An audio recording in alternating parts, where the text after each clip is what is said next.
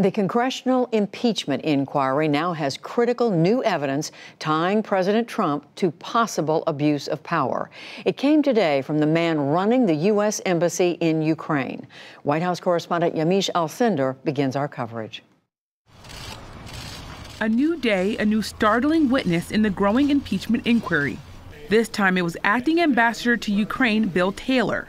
Taylor delivered a 15-page opening statement that stunned the room. Taylor said Gordon Sondland, the U.S. ambassador to the European Union, had been told by President Trump, quote, that he was not asking for a quid pro quo. But President Trump did insist that President Zelensky go to a microphone and say he is opening investigations of Biden and 2016 election interference. Freshman Democrat Andy Levin of Michigan called Taylor's testimony disturbing. All I have to say is that in my 10 short months in Congress, it's not even noon, right? And this is my most disturbing day in Congress. Taylor had been ambassador to Ukraine a decade ago. He agreed to fill in again in June after Ambassador Marie Yovanovitch was abruptly removed. In text messages to Sondland, Taylor voiced his concerns. He called it, quote, crazy to withhold security assistance for help with a political campaign. Sondland then replied, the president has been crystal clear, no quid pro quos of any kind. And, quote, I suggest we stop the back and forth by text. It is a distraction. Today, House Democrats said those messages in Taylor's deposition are central to their impeachment inquiry. Meanwhile, there was bipartisan backlash to President Trump comparing impeachment to lynching. Early today, President Trump tweeted that, quote, all Republicans must remember what they are witnessing here, a lynching. The blowback came quickly. House Majority Whip Jim Clyburn. Well, I think to have the president classify a constitutional remedy to an unlawful, egregious act such as lynching is beneath the dignity of the office of President of the United States. Tim Scott, the only black Republican in the Senate, also spoke out. There's no question that the impeachment process is the closest thing of a political death row trial. So I get his absolute rejection of the process. I wouldn't use the word lynching. GOP leaders like House Minority Leader Kevin McCarthy and Senate Majority Leader Mitch McConnell distanced themselves from the president's language. Given the history in our country, I would not compare this to a lynching. But South Carolina Senator Lindsey Graham, a close ally of President Trump, defended him. Yeah, this is a lynching in every sense. This is un-American. And White House Deputy Press Secretary Hogan Gidley said this. He's not comparing himself to those dark times. Whether you're white, black, brown, red, it doesn't matter. His policies have lifted all the boats in this country, and that is the story. All this comes as reports suggest Russian President Vladimir Putin and Hungary's far-right leader, Viktor Orban, negatively influenced President Trump's view of Ukraine. Both countries view Ukraine as hostile to their own interests. And Yamiche joins me now, even as this story continues to develop.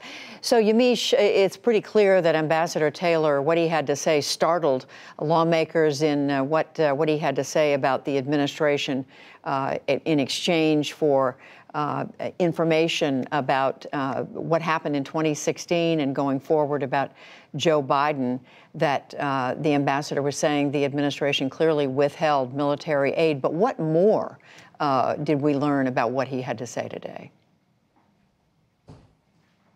Bill Taylor, the top U.S. diplomat in Ukraine, came to Capitol Hill and delivered stunning testimony. I spoke to several people who were in the room, and they told me that there were audible gasps and that people were really sighing and really surprised by the fact that Bill Taylor was laying out what he believed was a pressure campaign by President Trump and his personal attorney, Rudy Giuliani, to really pressure Ukraine to investigate Democrats for his own political gain. I want to walk through some of that 15-page opening statement because it was really stunning, even as Bill Taylor spoke for hours. So some of the things he said was Ambassador Sondland, now he is the EU ambassador, the ambassador to the European Union, said that he had talked to President Zelensky and Mr. Yermak, now that's a top aide to President Zelensky, and told them that although there was not a quid pro quo, if President Zelensky did not clear things up in public, we would be at a, quote, stalemate. I understood stalemate to mean that Ukraine would not receive much needed military assistance.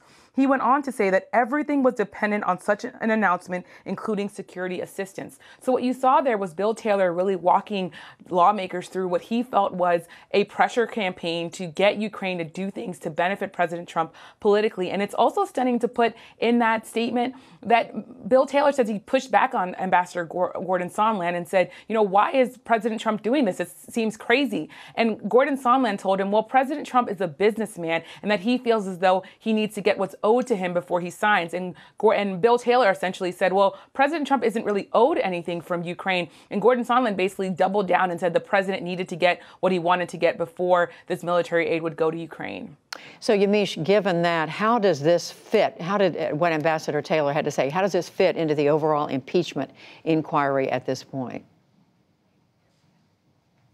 Democrats say that Bill Taylor is now a central part of the impeachment inquiry. They say that his testimony is really evidence that President Trump was engaged in this quid pro quo. Now, a number of lawmakers came out praising Bill Taylor for his words. I want to also, though, explain that Bill Taylor talked specifically about the president's personal attorney, Rudy Giuliani. Here's what he said. He said his involvement, quote, shows how the official foreign policy of the United States was, quote, undercut by the irregular efforts led by Mr. Giuliani. So essentially, he's saying that Mr. Giuliani, Rudy Giuliani, the president's personal attorney, his work was intertwined and that was troubling to him.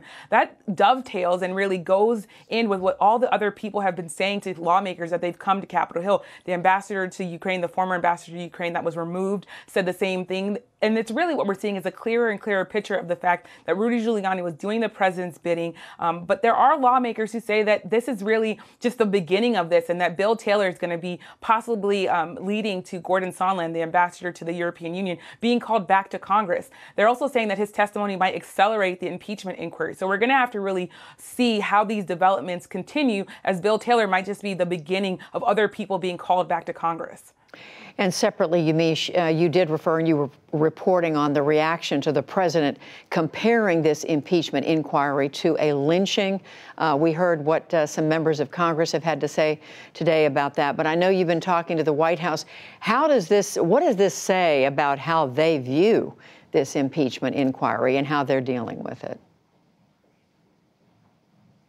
President Trump understands what a lynching is, and he really was trying to use the strongest language that he felt possible to explain the fact that he feels as though he's being wronged by this impeachment inquiry. The White House is saying that he did not mean to compare himself to the mass murder of African Americans, which is what lynching refers to. But that said, there are a lot of people, including members of the president's own party, who are really up in arms with his use of the language of lynching. And we should we should explain to people that lynching is something that happened between 1882 and 1968, according to the NAACP, and about 4,700 Americans were lynched, and the vast majority of them were African Americans. So there are people who are still alive whose family members were lynched, who were killed just because they were African Americans. So this is really painful history that President Trump was talking about. But that being said, there are Democrats who are really saying that this is more of the same from President Trump, that he's been someone who has been using, they consider, racist language and other things that have really been making race relations in this country harder and harder, and the divisions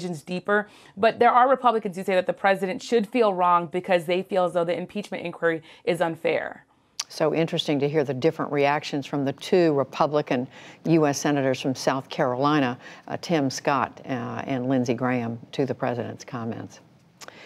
Yamiche Alcindor reporting for us from the Capitol today. Thank you, Yamiche. Thanks so much.